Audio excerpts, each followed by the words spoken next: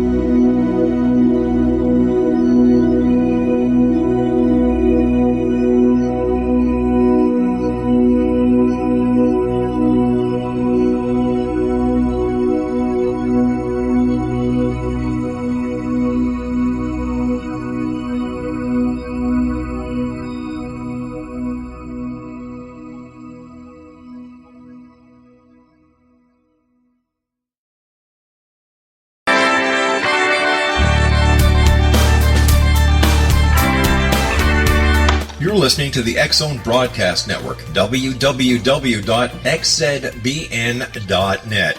Radio's authority on the world of the paranormal and the science of parapsychology, celebrating 25 years of broadcasting. Broadcasting around the world and to the great beyond.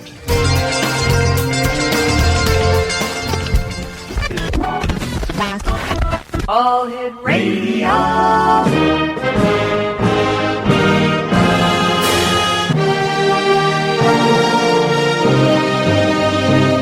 Welcome to the X-Zone, a place where fact is fiction and fiction is reality. Now, here's your host, Rob McConnell.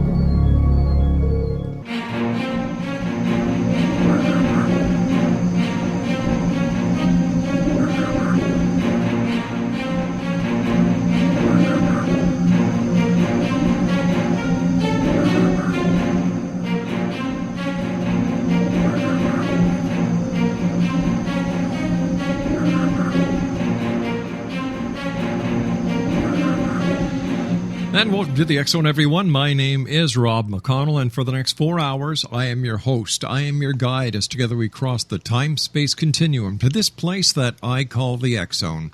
It's a place where people dare to believe and dare to be heard. It's a place where fact is fiction and fiction is reality. We come to you Monday through Friday from 8 p.m. Eastern until midnight from our broadcast center in Hamilton, Ontario, Canada. My email address is xzone@xzoneradiotv.com, on all social media sites, X-Zone Radio TV. And you can listen to the X-Zone, like I said, from 8 p.m. until midnight, Monday through Friday, as well as the best of the X-Zone broadcast, 24/7, 365 at www.xzoneradiotv.com. And don't forget our new podcast site, xzonepodcast.com. My guest this hour, X-Zone Nation, is Josh Hurd. He is a paranormal author, lecturer, filmmaker, podcaster, and investigator. He has always been interested in the paranormal and from a young age has done his best to pursue the unknown. He has authored many books which can be found on Amazon.com and BarnesandNoble.com. He also has a few documentaries which can be found at www.realhouse.org.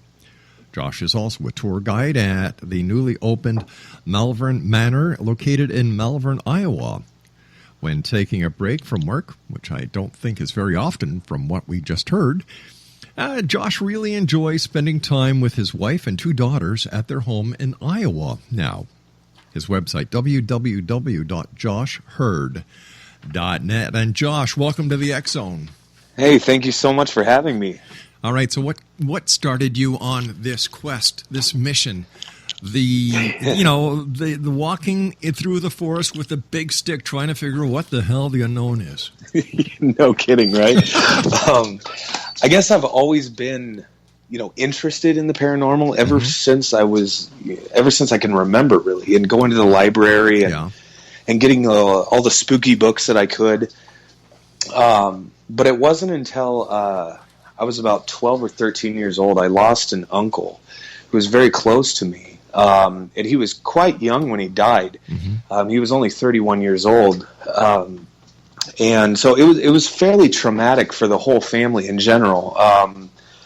But there were some strange occurrences that happened kind of surrounding his death in the few days following his death. There were some really weird things that happened, and that really got me like scratching my head and asking the bigger questions and really trying to come to terms with the fact that something else is going on here that we don't quite necessarily know about. And then obviously, you start reading about ghosts and paranormal investigations and all of that fun stuff, and then it just kind of takes you down this rabbit hole and you just continue on, and it looks like one question leads to maybe 20 more, so it's a never-ending circle. Yes, absolutely. In your opinion, since you live in the state of Iowa, before we go to this first commercial break we have to take shortly, sure, what is the most haunted location in the state of Iowa? I got to tell you, just about 45 minutes away from where I'm at right now is the Villisca Axe Murder House. And that's a fairly well-known location here in Iowa. And I've been there, I believe, 6 times now. Wow. And it really never fails to disappoint, that's for sure. There's definitely something otherworldly going on there. God, I was getting shivers just listening to the name of the place. Yeah, it was a pretty horrific story. Back in the early 1900s, it was actually the story that kind of took the sinking of the Titanic off the front page news and replaced it with this horrific story where 8 people, 6 of which were very small children, were killed one night with an axe. I mean, just terrible. It's still unsolved to this day. All right, my friend, please stand by. You and I have to take a short break, Josh. Thanks so much for taking time out of your day to join us tonight here on the X Zone. X Zone Nation, Josh Hurd is our guest, www.joshhurd.net. That's www.joshhurd.net, and we'll both be back on the other side of this break. Don't go away.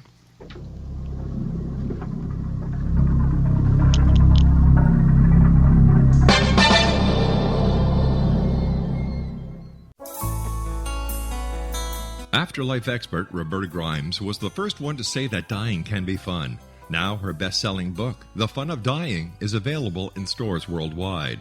So if you wonder whether death ends life, how it feels to die, or what heaven might be like, The Fun of Dying was written for you.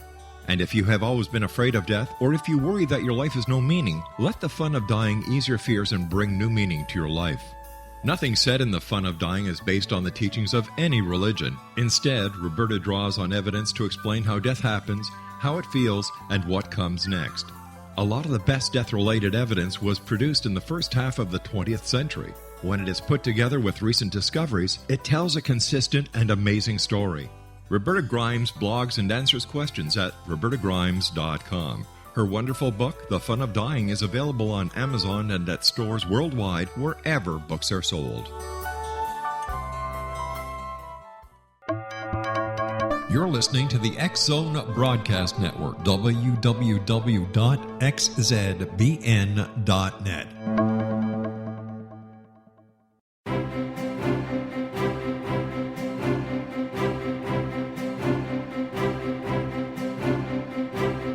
While science pursues fact, magic accesses the quantum level, bridging random facts to form truth. As long as science and magic remain separate and polarized, the truth cannot be known. I'm Wilda Wiecka. Join me on the Science of Magic radio program dedicated to unification and evolution of consciousness. During each episode, I'll be speaking with experienced and respected scientists and mystics. From astrologers to astronomers, from medical doctors to shaman, the scientific method to dowsing and intuition, we will weave together information from seemingly divergent practices to promote unity and enlightenment. Join me, Wilda Wiecka, and the Science of Magic right here on the X Zone Broadcast Network. For more information, visit www.thescienceofmagic.net.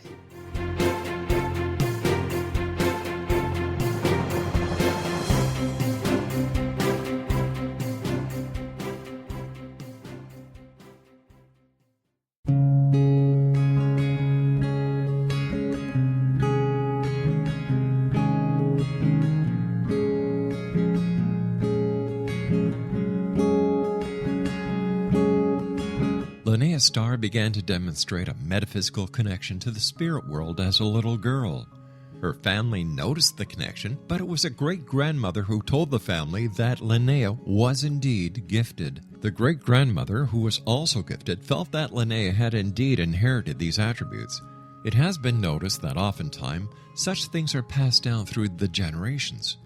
Linnea was also born with a caul, a thin white membrane across a newborn's face. Legend has it that if the baby is born with this caul, the child will have second sight, or what we call psychic abilities. Linnea Starr does past, present, and future, and has the gift of prophecy.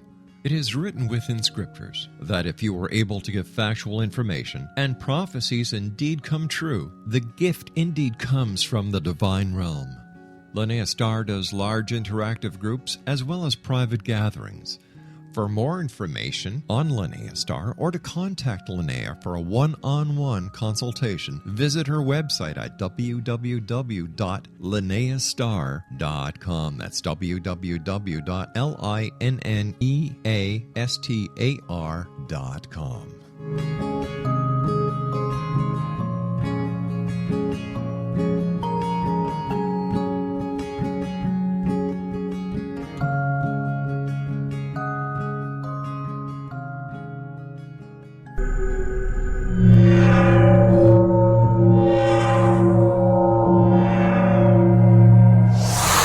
You're listening to the X Zone Broadcast Network, www.xzbn.net.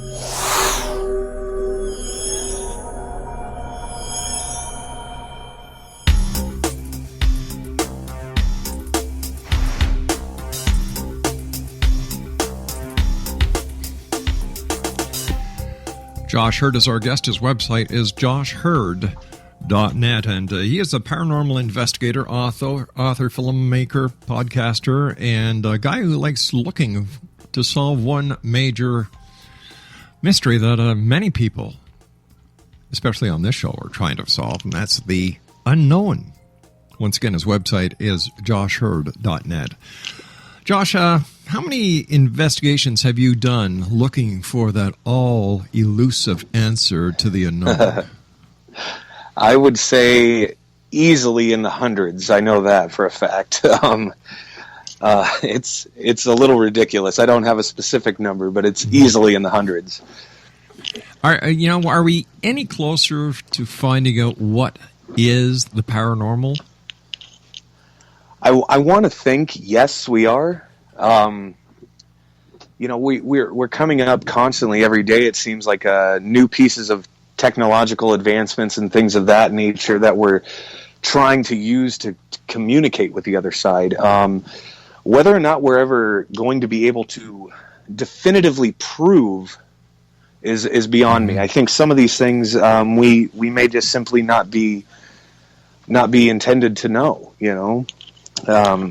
I don't know. It's a tough question. Tell us about the books you've written. The first book that I ever wrote was more or less like a therapy session for me. I've never really had any intention of writing a book. But after I went to college, I found some like-minded people who had similar interests as me, and we had watched like 4 episodes of the series Ghost Hunters, and so by God, we knew it all. And we ended up finding this haunted location that was actually a rundown chapel. And if you can imagine just an old barn-looking structure, that's exactly what this is. Built in the early 1900s, fell into disuse in the 50s. I mean, the place is literally falling apart now. But we ran into something very dark and negative, and it stuck with us. It stuck with us all. It was a very traumatic experience, and that's what I, wanted to get off my chest. Ultimately, just to try to educate people out there, thinking, this is all fun and games, which paranormal investigating is a blast. I love it, but at the same time, I do believe that there are some things out there that wish us, ill intent there. So I think it's very important for people to get as educated as possible before just going out and more or less thrill seeking, So why would you say it's a blast? I absolutely love the rush that you get when you, and it is very sporadic, obviously, when you are communicating with somebody that you can't see, you can't touch, and yet it's almost as if they want you to know that they're there. They want you to know their story. That's the ultimate rush for me. What are some of the stories that those that you've been able to communicate with who you can't see have told you and your fellow investigators about? One of the biggest ones that really hit home, I just recently, I guess it's been 4 years now, but lost another uncle. And it was the day of his funeral. Mm-hmm. And we were all kind of sitting around, kind of heartbroken over here anyway. And my wife and I just decided to try and reach out. Right. And we ended up, what we believe, communicating with my uncle Danny. And it was a beautiful thing and kind of spooky, but in a very cool way. But yeah, that was one of my biggest and most memorable anyway. Have you been ever attacked while you've been on one of your paranormal investigations? Have you ever been mauled by a ghost? I've been slapped, pushed, scratched. One time in particular, in that old chapel that I was mentioning earlier, mm-hmm. That was the worst for me. Was number one, I describe it as like an open field tackle, like where you, my feet were instantly out from under me, and I lit flat on my back with my legs straight up in the air. And I mean, whatever it was very strong. But that location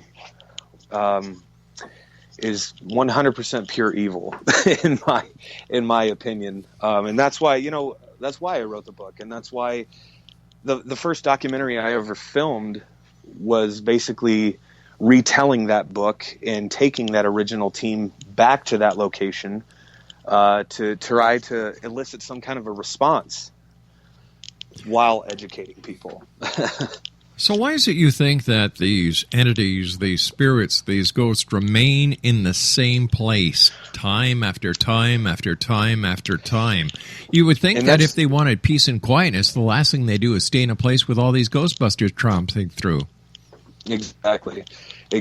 And that's a very good question. A lot of people, the stereotypical unfinished business type scenario I could see. Mm-hmm. But then at the same time, like Malvern Manor, where I do tours and things like that, it was that place was their home. First it was a hotel, and then it was a rest home. But then later in its life, it was a more or less like a group home for the mentally disturbed. And that's all. That's the only place they knew. That was home for them. And I think, a lot of good things happened there. Some bad things may have happened there. Right. but that's familiar to them.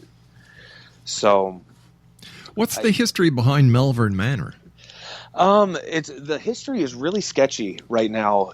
We're still trying to piece everything together. We do know that it was originally built as a hotel, probably the fourth structure built in the town of Malvern, Iowa, mainly for the railroad that went through town.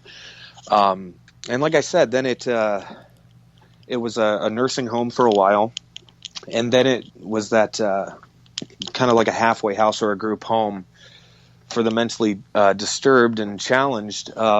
And it was closed in 2005 for some very unfortunate circumstances dealing with neglect and abuse. So if you can imagine some of the things that may have been going on there, it's a little disturbing.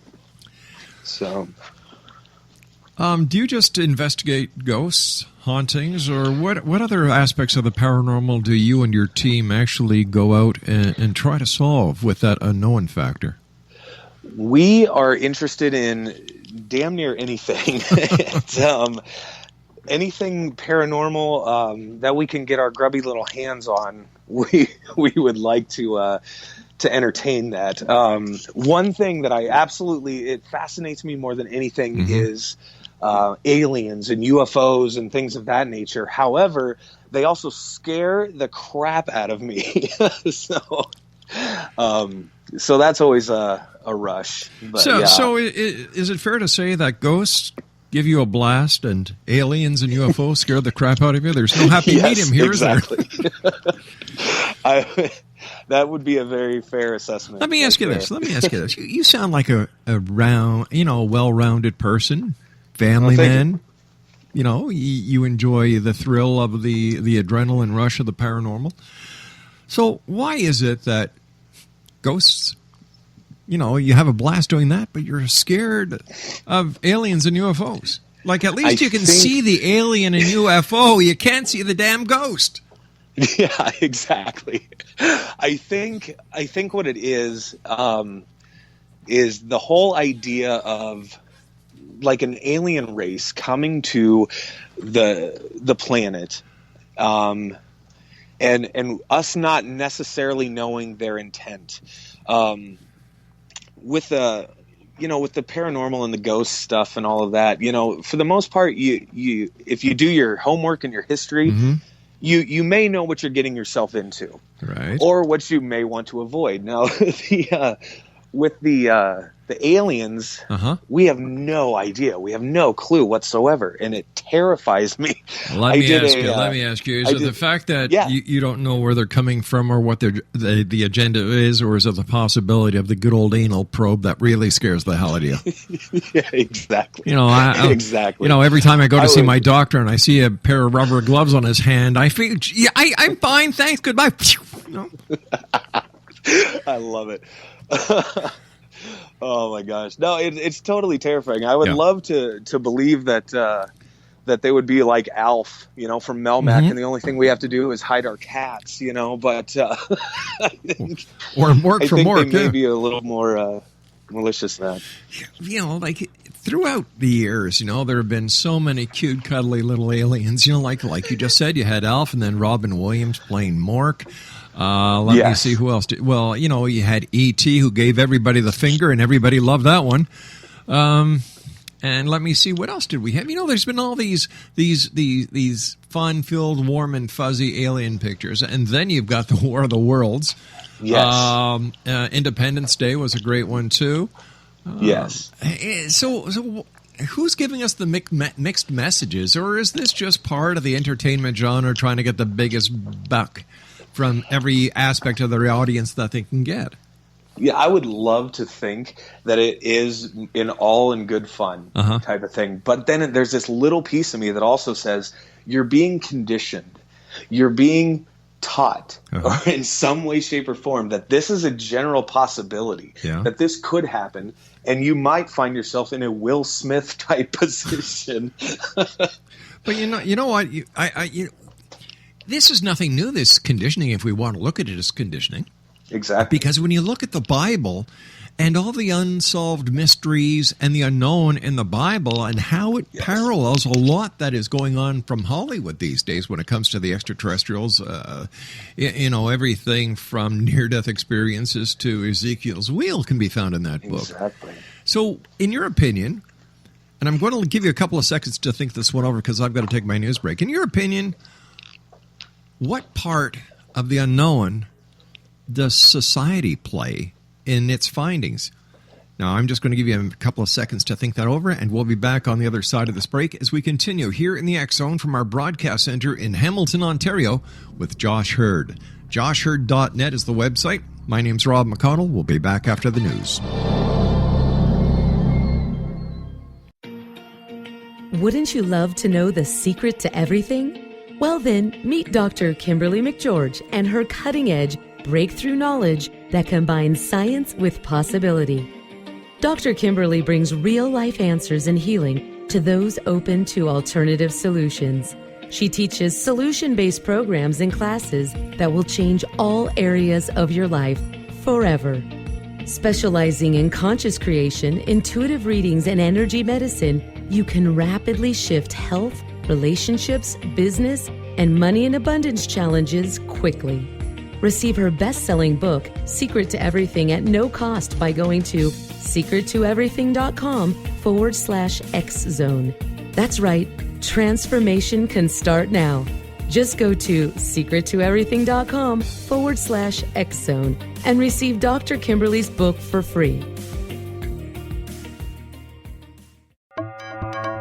You're listening to the X Zone Broadcast Network, www.xzbn.net.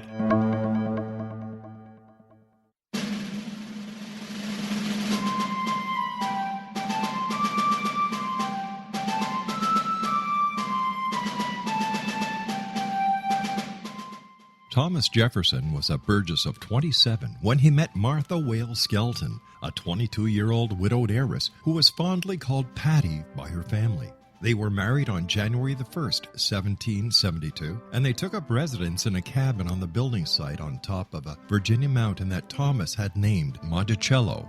As Thomas and Patty slowly built their first version of the great house at Monticello, the Revolutionary War was heating up. Patty, with difficulty, bore 5 children, but only 2 girls survived. Thomas's political career developed to the point where he was often away from home, but after he authored and signed the Declaration of Independence in Philadelphia, he resolved never again to leave his wife. He was elected the governor of Virginia, just as that state became the Revolution's last battleground.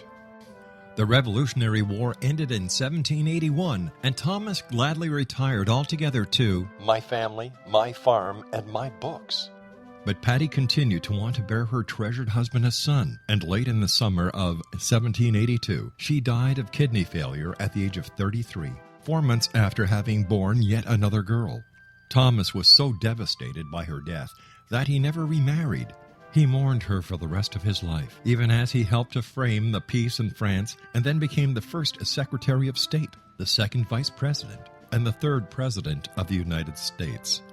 This story is true. Thomas Jefferson was such an obsessive letter writer and record keeper that we know where he was and what he was doing nearly every day of his adult life.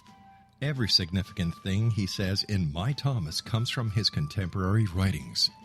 My Thomas by Roberta Grimes is now available at Barnes & Noble, Costco, Target, Books A Million, Hudson Booksellers, Kmart, Walmart, Sam's Club, Walgreens, CVS, and online at Amazon.com.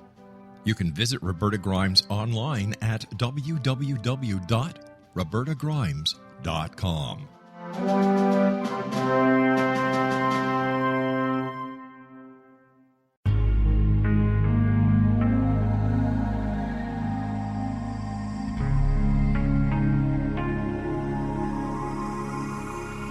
The scientist and the mystic have been on an age-old, relentless search with one thing in common. They seek truth. Their paths converge in the 40,000-year-old practice of shamanism, an ancient science delving to the quantum level of life, facilitating healing, manifestation, and evolution.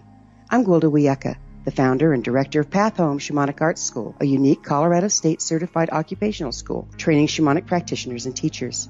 We also provide classes for empowering personal lives through shamanism. Our certification classes are in week-long segments enabling international participation, and online classes and long-distance shamanic healing sessions are available. Come discover the science of magic in the limitless world of shamanism. www.findyourpathhome.com.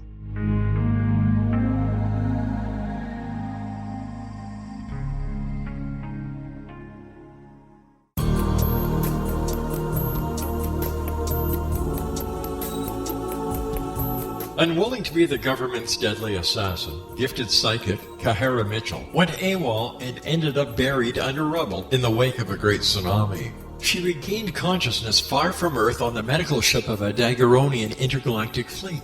Has she been rescued or abducted by aliens? The Chalice of Carrie, Kahira O'Donnell's latest paranormal science fiction romance, is the passionate story of an Earth woman and her destined mates, twin kings from another galaxy. Kahara uses her gifts fighting alongside Lords Rom and Ra in a war that will determine the destiny of galaxies. The Chalice of Carrie by Kahira O'Donnell is now available at KahiraO'Donnell.com or at Amazon.com.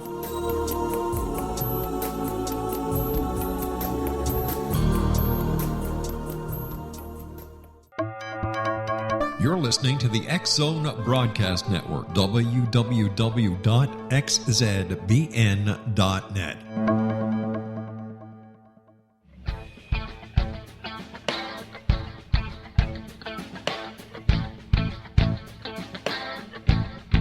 What happened in Benghazi is revealed by Nicholas Genix, author of Obama, Islam, and Benghazi. He informs the American people that President Obama deceived them by advocating a strong foreign policy prior to the 2012 presidential election, and Hillary Clinton supported this deception.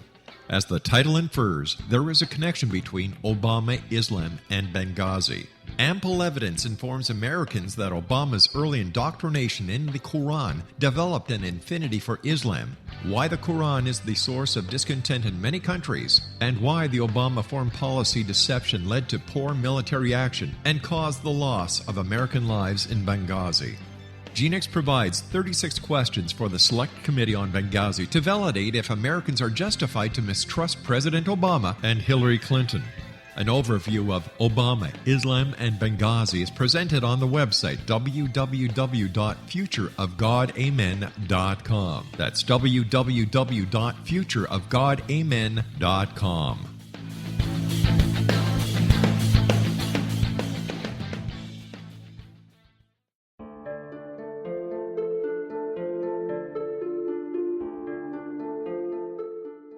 Annie Callahan, dedicated to negotiating a position for Earth within the Daguerrean Coalition, had trained for 3 years to become an Earth ambassador.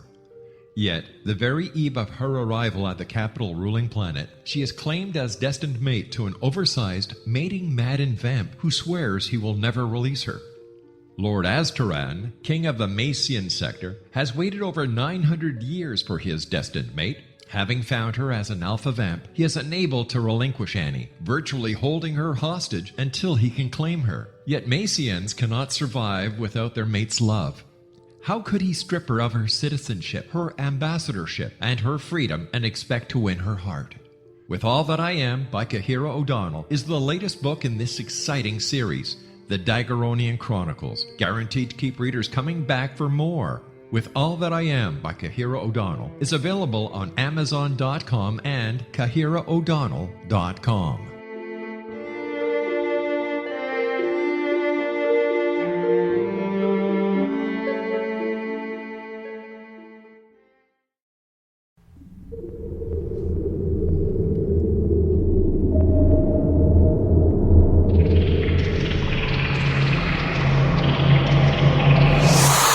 You're listening to the X-Zone Broadcast Network, www.xzbn.net.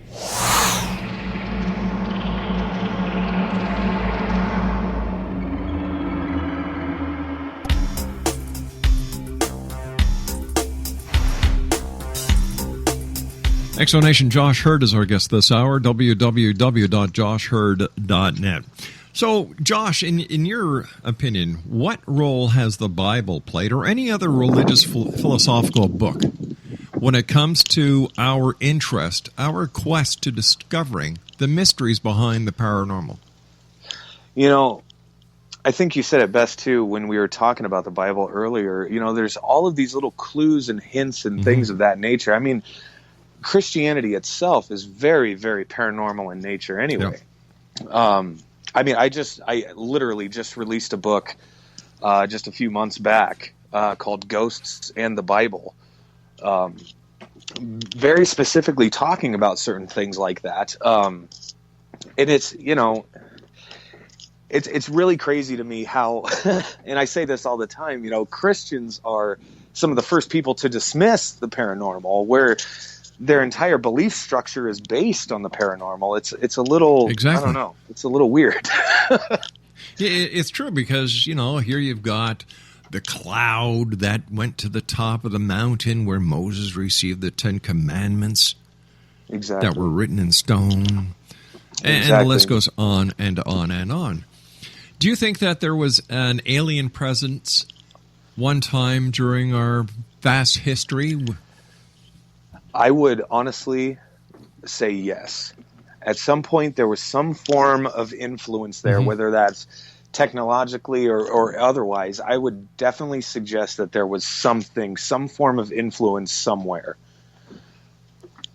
Why do you think so many believe that the governments of the world are suppressing the information and are actually perpetrating a truth embargo when it comes to the extraterrestrial existence and presence? I would say that it's good for business for them anyway, especially to have a populace of people that are completely enthralled with their iPhones and their Netflix and things of that nature. You know what I mean? The dumber you are, the better, in their opinion. It's you know, we want you naive as possible.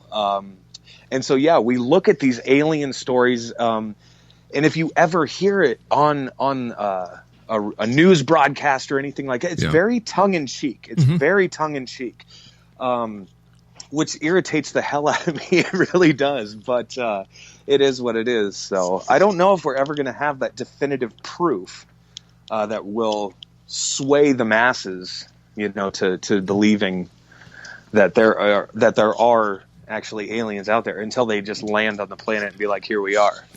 That would be an interesting question for Donald Trump. Would he build a wall to stop the aliens from outer space from coming into the United States? He's just going to put us in a bubble. There you go. Well, you know what? That's not a bad idea, because that would take care of climate control. Yeah, exactly. You know, there's a lot of positives with that. Love it. I believe that that it seems that ever since the internet has really caught on, and I'm going back to the beginning of the 90s, where it really caught on. You know, UFO, Bigfoot, Sasquatch, the Loch Ness Monster, the Bermuda Triangle, and all these topics have really caught on. Mind you, I'm the first one to say that I believe the internet is the largest septic tank ever built by man, because it has more crap in it than it has anything else. And when you look at a lot of these different UFO organizations, ghost hunting organizations and so on, it seems that they are a group amongst their own. Like, it reminds me of the CB clubs of the 60s. You know, everybody would have a CB radio in their car, and they'd call each other on the radio, even though they were in the same parking lot, parked at the same coffee shop. Right. It looks like the same thing. Is this just a change in society? We went from CB radios to handheld devices? I would say yes, honestly. If you look at it now, you know, the paranormal genre, just in general, in broad strokes, has been thrust into the mainstream here just in the past decade to 12 years or so. And it's really become something that we can talk about around the water cooler at work. You know, it's whereas, you know, 30, 40 years ago, we may be committed for saying such things, but, here we are. And having an open conversation about things like that, it's amazing to me. But at the same time, it leaves room and it leaves the doors open for so many, I guess charlatans might be the right word to use, things of that nature. So it's a good thing and a toxic thing at the same time. Speaking about charlatans, what's your take on the so-called reality TV shows? I've met a few of those guys, and who I've met and all that stuff, they're really cool people, and very down to earth. And I think their hearts are in the right place. Yeah. And I think they really want to get down to the hard answers of these. However, I think the networks, they're filming at these locations for 3-4 days, and then they compress it down to a 40-minute show. That's tough. And there's always a product to sell at the same time. And I think that really takes away from the passion of the field itself too. Marketing. Especially Absolutely. All when about these the green. Especially when these guys, when they sign aboard any project, they have to sign a talent agreement, which basically says that the producers own them. And they have to do what the producers want because the producers have to do what the networks want. Exactly. They're going to tell you exactly how to speak and what to say. I often wonder how those shows would look if they were really done without the night vision, because I've never seen any ghost appear on Night Shot. And that was my thinking too. We did, when I did my first documentary, A Brush with Evil, we shot the ghost hunting scenes in infrared, in those IR shots. Now, I went and we just got done filming the sequel for it, and everything that we did, I just did low light. So no IR whatsoever. I wanted to step away from that too, because I had the exact same thought process as you. I'm like, I've never seen a damn thing on IR, so what are we doing? What's your take on EVPs? Oh my gosh. There are some really cool EVPs out there, even some that I've captured myself. You sounded surprised. I carry a digital recorder with me, things like that. Some of the ITC type devices that are out there, like the Spirit Box and things like that, that are sweeping radio channels. I think there's a lot of room for error in those. Because, think of how many hundreds of radio stations you could be possibly picking up. There's just so much room for question there. Yeah, and there's a lot of cross-channeling done as well. Very much so. What's it called? A Spirit sound box that is basically a frequency sweeper. Yes. It's like the old Bearcat scanners that that Radio Shack used to sell. Exactly. Yeah. That's exactly it. A lot of cross-channel on that. And back in the day, the guys at the coffee shop in their cars listening to their CBs on either sideband or single sideband would call that a skip. Yes. Yeah. And, of course, radio frequency interference and cross-radio frequency chatter depends a lot on atmospheric conditions. Oh, yeah. Easily. Atmospheric conditions, even just your general position, it's everything ties in. And like I said, there's just so much room for error at that point in time that you just can't necessarily rely on that as concrete evidence, How many people go out and do an investigation with you, Josh, I'm sorry. Usually it's just me and 4 buddies that I've known since college. That usually go out with me. And every once in a while we do events and things like that where we invite people, to come with us, and we have a great time. We sit around and talk shop and then go and investigate and wrap it up and talk shop some more. So. Do you ever bring a psychic or a medium with you? I have before. And I've met a few psychics that have absolutely just knocked my socks off. I'm very careful as to the information I give Yeah. them, especially when it comes to, just personal stuff, because I'm afraid they're cold reading me. But so I've always been very leery about that. And, a lot of people claim that they're psychic, which is awesome. I totally believe that the phenomenon exists. I just think, all the aspects of the paranormal, that is the one that would host the most charlatans. What do you say to these people who... Let me see how I can best describe this. I'll give you an example. I had a gentleman on the show last week who told me that he is part of a galactic fighting force, and that his main battleship, Starship, is just on the other side of Pluto. It keeps hidden from Earth. The UFO houses 500,000 souls. The minority of souls are humans.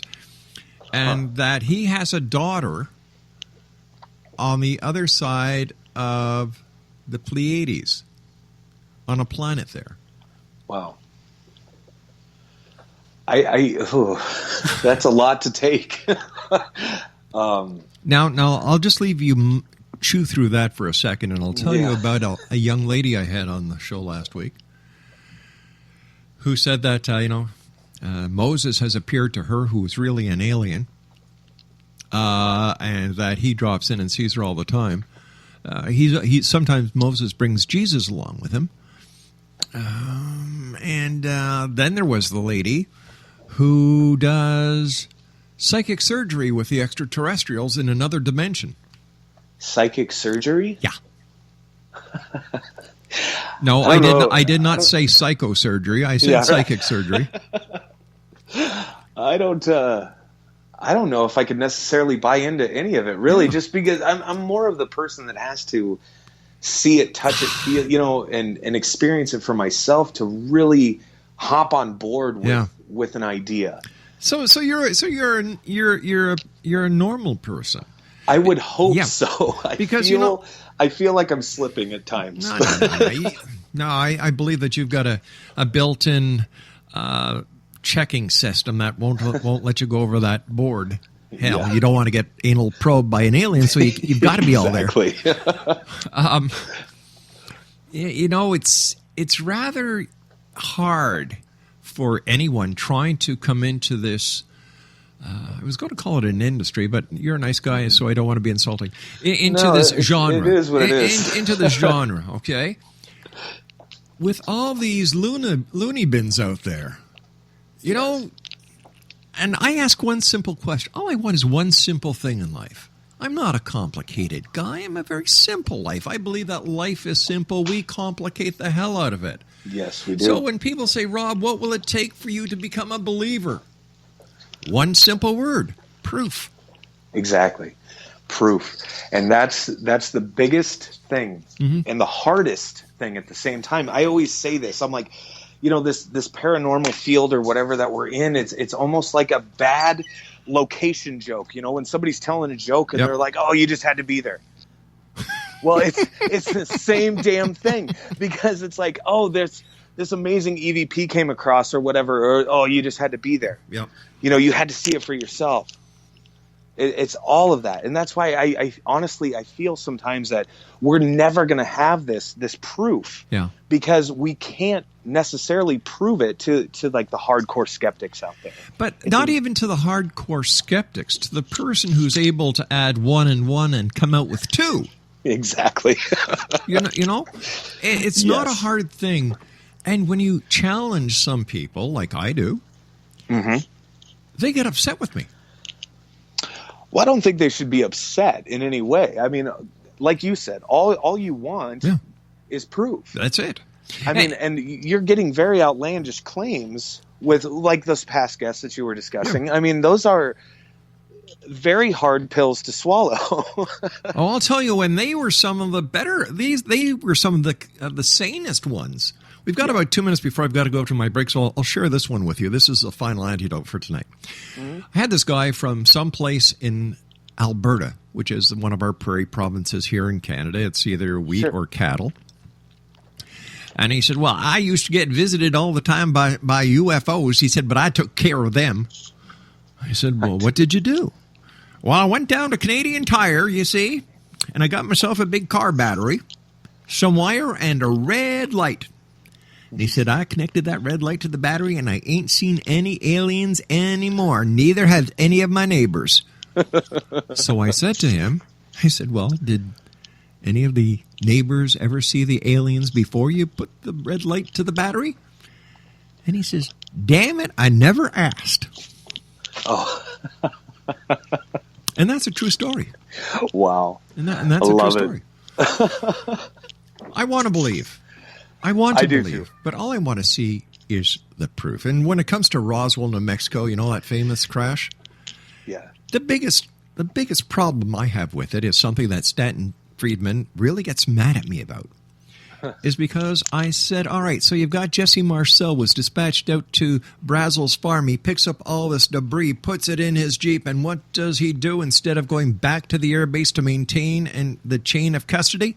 He goes home. He goes home and lets his wife and kids play with it. Exactly. Right then and there, I believe the story dies. Exactly. The story dies. Yup. That's exactly it. Yeah. Listen, young man, exactly. You and I have to take a break. We're going to be back in about 2 minutes. Thanks very much for joining us again, Josh. Thank you. Exonation, our guest is Josh Hurd. His website is www.joshhurd.net. That's JOSHHEARD.net. And we'll both be back on the other side of this break as we continue here in the X Zone from our broadcast center in Hamilton, Ontario, Canada. You can always send an email, xzone@xzoneradiotv.com, on all social media sites, X Zone Radio TV. You can watch past episodes from Season 1 of the X Zone TV show at xzonetv.com. And, of course, the radio website where you can listen to the X Zone 24/7, 365, as well as the nightly broadcast, www.xzoneradiotv.com. My name's Rob McConnell. Josh and I will be back on the other side of this break. Don't go away.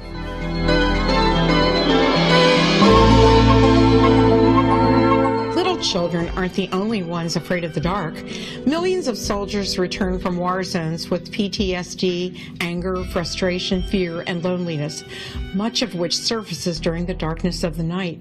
You have the chance to change the lives of these American heroes. Songs and Stories for Soldiers.us provides free MP3 players for these men and women.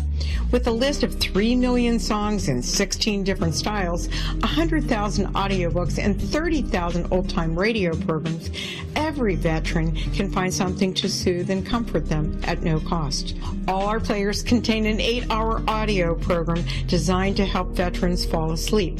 With 1,500 plus vets now participating, it's our goal to deliver 10,000 audio players this year. Go to our website at songsandstoriesforsoldiers.us. Help us help a veteran make it through the night.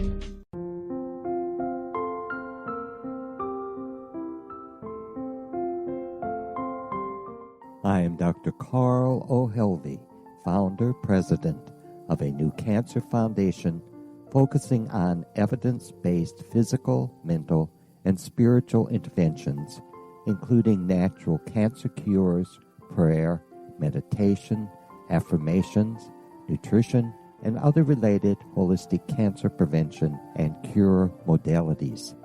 These are used in cancer education, research, and financing care. I ask for your help to continue this important work by donating at www.holisticcancerfoundation.com.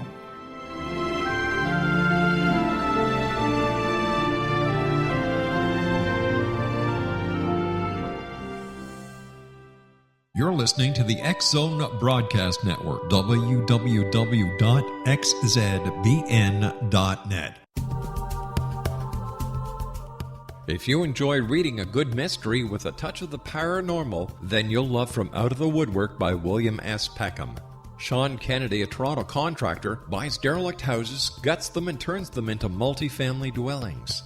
When Sean buys 29 Livery Lane, a century house in ruins, and starts the renovation, the house fights back. He is visited by ghosts of owners past. His visions are triggered by touching an oak mantle. reading a faded letter, opening an old locket, or opening a brand new casket in the basement. These visions will take you on a trip across southern Ontario from Niagara Falls to Toronto to Kingston. From Out of the Woodwork is now available in paperback and on your favorite electronic reader. To order your copy of From Out of the Woodwork, go to www.williamspeckham.com. That's www.williamspeckham.com.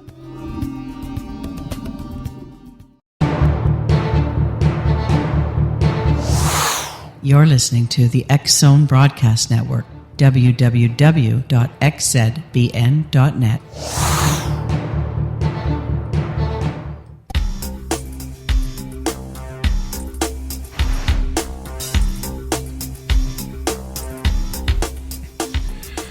Well, Josh Hurd is my guest this hour. Exonation, www.joshhurd.net. First of all, Josh, thanks very much for joining us. Great talking to you.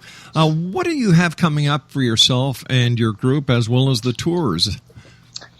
Yeah, as far as what we have going on, we have A Brush with Evil Part 2 coming out in July. And then come fall, I would like to start a tour, like a film tour. So I have no idea where we're going yet. What would you like to share with the listening audience tonight, Josh, who may be anticipating or thinking about becoming a paranormal investigator like yourself? What words of wisdom do you have? I mean, besides don't. I would say the most important thing is education. If you're really considering this even as a hobby, I would get with somebody who has been around the block a time or five. Pick up some books. There's zillions of really good books out there. I mean, and read all of the classics. The Hans Holzers and things like that. Really get into that stuff. Study parapsychology. Things of that nature. So.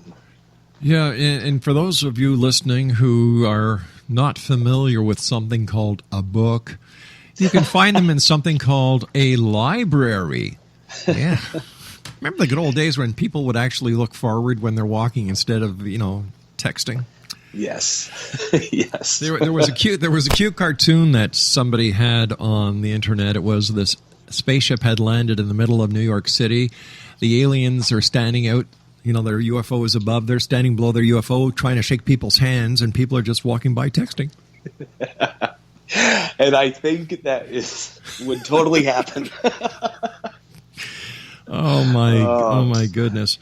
For people who'd like to get more information on the Malvern Manor, is that information on your website? Yeah, you can go to joshhurd.net, has some stuff on there. Also, malvernmanor.weebly.com is the main site. It's got a calendar on there. You can request a date, and it emails me directly, and usually within 10 to 15 minutes I'll get back to you. So it's a pretty quick turnaround. All right, and for those of you who are listening and who don't have the common sense of understanding what Josh said when he said you could go to that website and request a date. No, we're not talking about the two-legged ones. We're talking about the dates of the tours. Yes.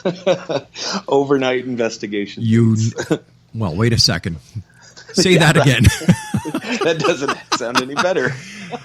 Josh, great talking to you. Regards to your fellow buddy, your four other buddies, and to your family, and love to have you back on in the future. Sounds great. Thank you so much. You take care of yourself and keep hunting. All right, you too. Good night now. Exonation, my guest this hour has been Josh Hurd. His website is www.joshhurd.net. That's www.joshhurd.net. Great guy. Going to have to get him back on and learn more about his documentaries and talk more about his books. By the way, his books are available at Amazon.com and BarnesandNoble.com. I'll be back on the other side of this break as we continue here in the X-Zone from our broadcast center in Hamilton, Ontario, Canada. Send me an email. I love getting your comments. X-Zone at XZoneRadioTV.com. On all social media sites, X-Zone Radio TV. And you can listen to the X-Zone 724-365 www.xzoneradiotv.com. This is a place where people dare to believe and dare to be heard, and I'll be heard on the other side of this break as we continue from our broadcast center here in Hamilton, Ontario, Canada. Don't go away.